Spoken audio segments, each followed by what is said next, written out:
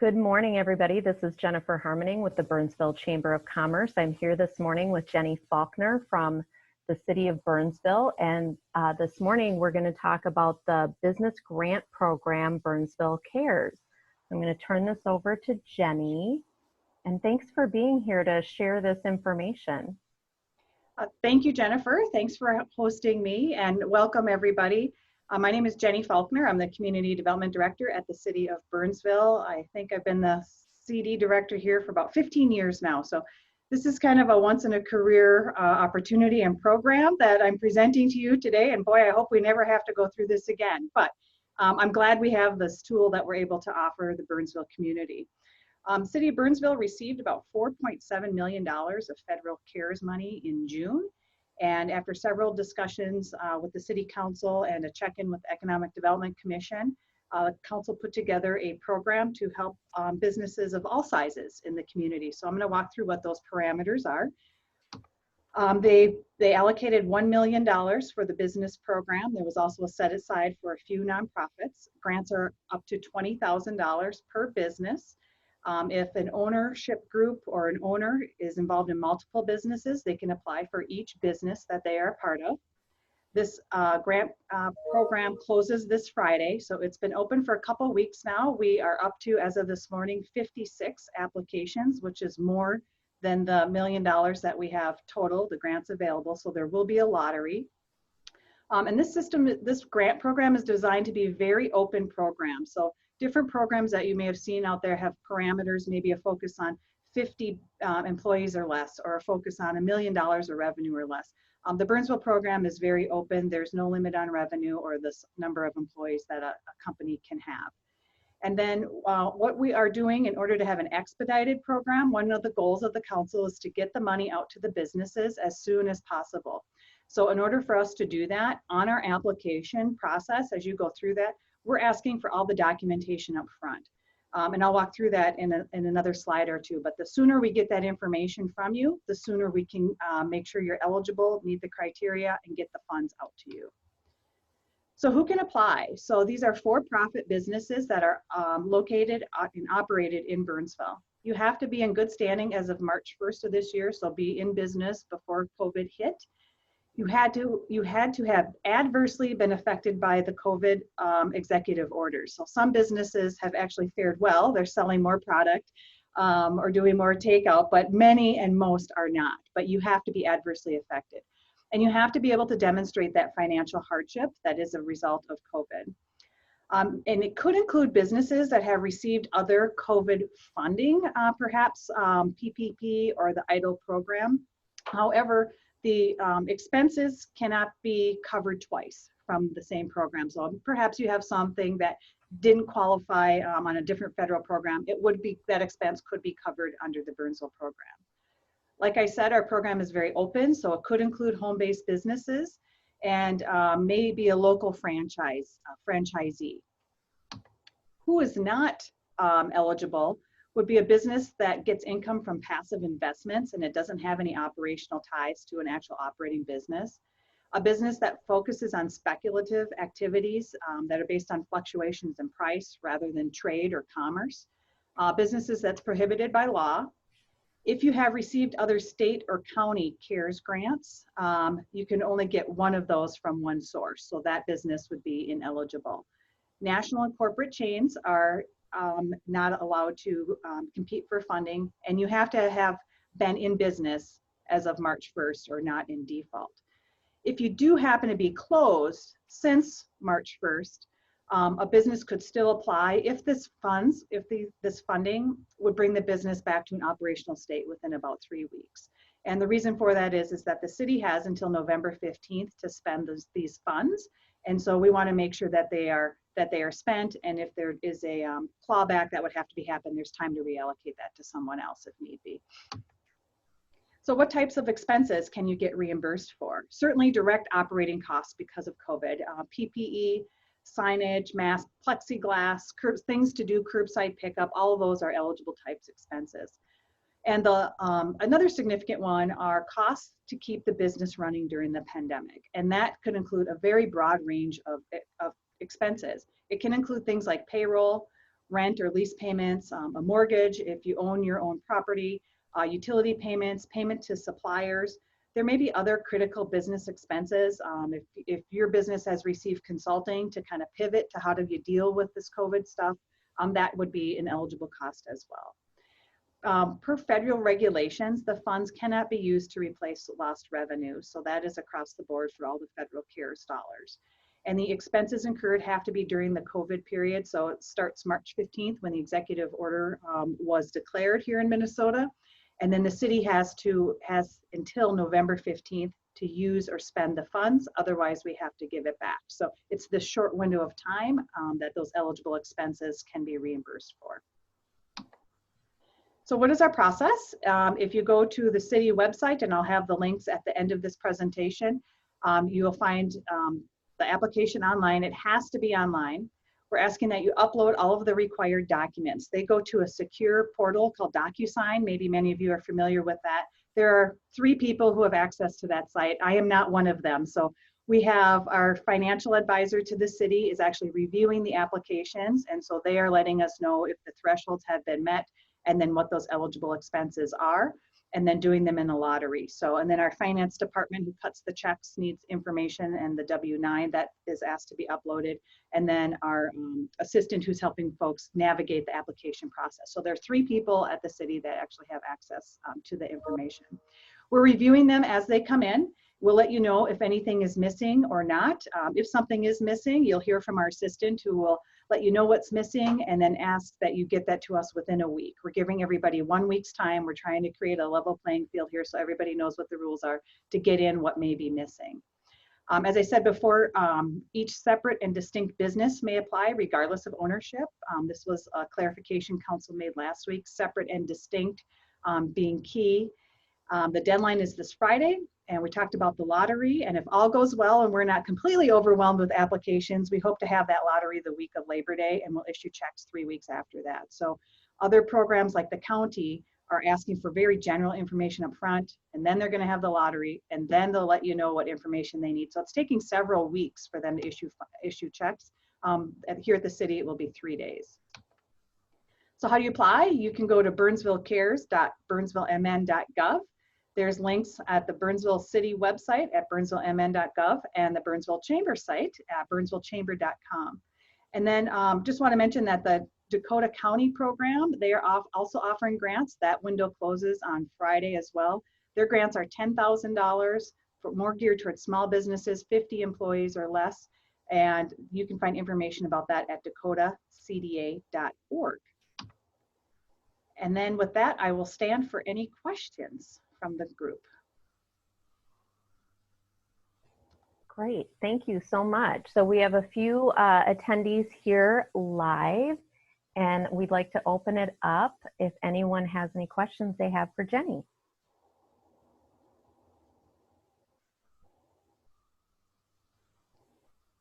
I'll just give a question. I talked to Laura earlier today, just so everyone has this information too. She asked about draws and if a draw on a sole proprietorship is considered payroll, and we're looking into that. So as soon as we get that answer, we'll get that updated on our website under the FAQ. So this determination for eligible expenses is coming from the guidance that we get from the federal government. So we have to check with others. Certainly the city parameters are very open, but we still have to comply with those federal regulations. Great, and I see a question in the chat about sharing the links, so we will do that. But also, Jenny, one thing that you covered was who has access to the information. I've gotten a few people asking about, I think some people are always concerned about what's considered public data when you submit it to a government agency. And so we talked about that a little bit. Do you want to share, you know, so you said there's only 3 people that have access to it, but beyond that access, is this data available for request or for anything else? Sure. And thank you, Jennifer. A lot of this is guided by state statute on what is considered public or private data when an entity is asking for assistance from the government. So the statute, if anyone's interested, is 13.591 in Minnesota statutes, if you like to Google those things. And so basically, some of it's private and some of it's public. So the city will not publicize business plans, customer lists, your income tax returns, feasibility studies, income and expense reports that's considered classified or private under that statute. And then data, let's see here. And then we will share, we have to share who got money and how much money they received, but your individual like tax returns are not considered public. So some of this is and some of this isn't. And we have information on our FAQs on the website. That's what I'm reading from. That does give a little bit more detail about this. And nothing is public until after the grants are awarded. So everything is private. And if you do not receive funding, then that stays private. Hey, Jenny, this is really great information. My name is Vicki, and hi. Hi. I live in Burnsville, and I was unemployed, and then COVID hit, so I just decided to start up my consulting practice that I had several years ago in a different, like, in a new life.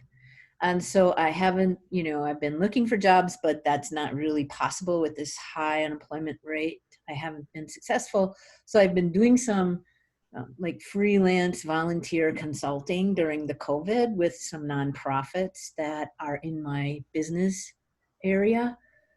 And I don't know if I would even qualify for applying for something like this because I don't have documents. I don't have anything except for no income and a desire to create some impact in our community.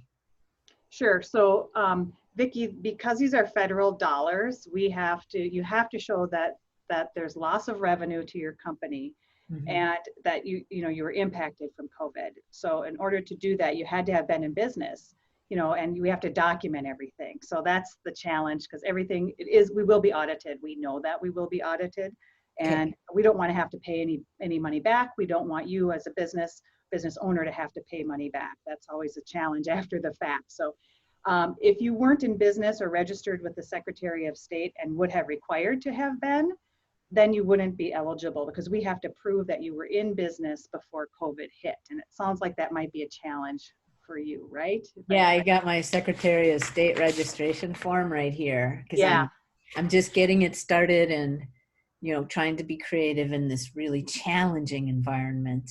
Yeah. Thank you. Thank you for the clarity. I appreciate it. Absolutely. Thanks for being here. Yeah. Jenny, can you clarify a bit about the timeline and the process for those who do get a grant? So at that point, they're going to have to submit the list of expenses with the specific number spent and dates, and then you're reimbursing, and how frequently can that happen? Because a lot of businesses cut significant spending and made really difficult choices to pare down where they may have otherwise wanted to push a little harder to help their business, but they felt like we had to cut back in order to adjust to the loss of revenue. What does that look like in practice for those who will receive the grant? That's a great question, Laura. So the eligible expenses are from March 1st to November 15th. So they can be forward from the grant. Right. But once we get the application, we're getting all the documentation we need to issue the funds. So there will be no more ask for additional information once we declare you eligible and you're in the lottery. At that point, we will have had all of the information we need to be able to certify or determine that those eligible costs have been met to the dollar amount that the ask is. So there won't be any necessarily follow-up at that end. Okay, so it's a lump payment. Yes. Okay. Yeah. So we're going to have the lottery the week of Labor Day if all goes well, and we will cut checks 3 days later after we notify people. We do need a certification of expenses. So we want a certification from the business owner that these funds are used per their application and for eligible expenses as they've submitted to us, right? And then once we get that signed, we'll issue the check.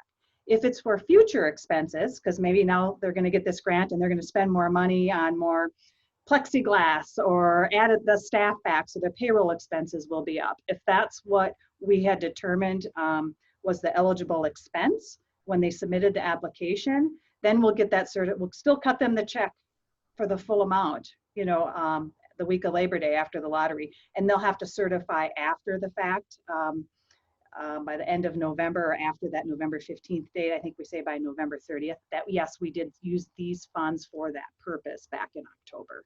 Trying to keep it simple. And kind of on your honor. We're going to give you the money up front and trust that you use it how you say you're going to use it, and just have you make sure you get us that form so when we get audited, all the I's are dotted and T's are crossed. Great questions. Any more from the folks that are here? I was just curious how many grants are available. We have, we have two, let's see here, $20,000 each. That's the maximum, $1 million in the pot. So we, as of last week, we only had three grants that weren't for the full 20,000, I think. So it's gonna be probably 50 to 55 total. As of today, we were up to 56 applications received. And so the deadline's Friday. We expect to receive the majority of the applications this week, right? Most people wait till the last minute. So we're expecting that. Well, I started my application and here's my question. Definitely down way more than 20,000 and using money from all different places to try to keep going. But are you more likely, and you might not even be able to answer this, I was like, oh, I could use the 20,000. Then I'm like, are you more likely to get the grant if you don't ask for the full amount? Oh, it's a lottery. So ask for what your expenses cover. If you need the full amount, ask for it. It's a lottery. We're not judging each application on its merits. You either meet it and you're in the pot or you're not. Okay, so that's what I wanted. You I started, then I was like, oh. And apply for the county grants. If you meet that criteria too, please do. I mean, they have $10 million in their pot at $10,000. So they're looking to help 1,000 businesses. And it would be great if we could bring as much money to the Burnsville community as we can. So our grant is for 20,000. Theirs is for 10. You can only get one, but so put your hat in both of those rings. Okay, thank you. Yeah.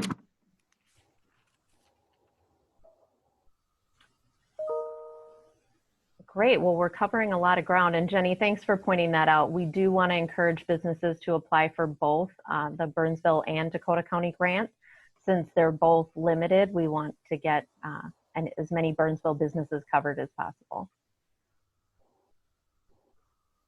Any other questions this morning? I would just say, Jennifer and folks here in the meeting, if you have questions, let's see here, you can email Jennifer. She knows how to get a hold of me, or you can email me directly, Jenny, Jenni, .Faulkner, F as in Frank, AULKNER, as you see on the screen there, at burnsvillemn.gov.